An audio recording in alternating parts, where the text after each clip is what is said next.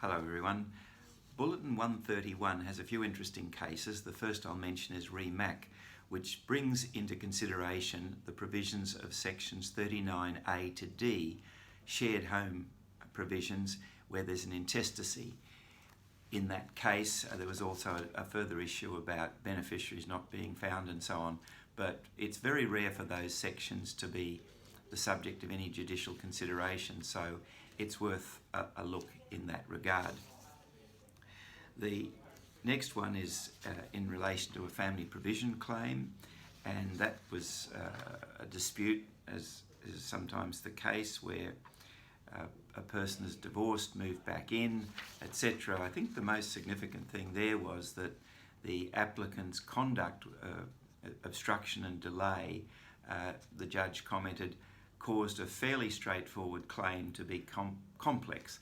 I think it's obviously salutary there that these things have to be kept under control, so to speak, and clearly in that case it wasn't by the applicant. It was also a situation where the terms of the will in effect were advanced because the judge anticipated that the person who had a right of residence, a lady called Jennifer, was not in a position really to be able to keep her side of the bargain, and ordered the sale of the property in which she had a right to reside. It was a rural property. The other one was the construction of a will that involved water rights. It was one of those situations, it's a Victorian case, where the will was made before water rights became a separate asset to land, and the dispute was, of course, the person who got the land wanted the water rights or expected the water rights, and the other party was concerned to say no, they were separate and the provisions of the will didn't involve or didn't refer to, and therefore and couldn't have, of course, but they weren't going to get the water rights as well. In the event, the judge considered that the water rights were intended to go with the provision or the devise of the property concerned. Just an interesting construction case. Finally, there's a couple of short notes about one, an intestacy case, a family provision case, doesn't involve an intestacy.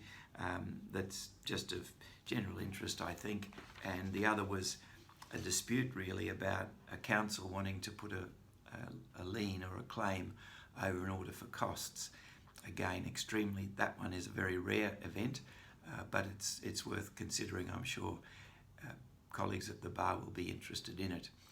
But I just finally mention that the water rights issue is something that whenever there's land that may have water rights associated with it, not as linked with the land, but used perhaps in conjunction with the utilisation of the land, it's very important to be very specific about addressing that issue of who gets water rights. In some cases it may be that they go partly to another party or whatever the situation, but clearly land, water rights, they always have to be thoughtfully considered and dealt with in the terms of a will. Thank you.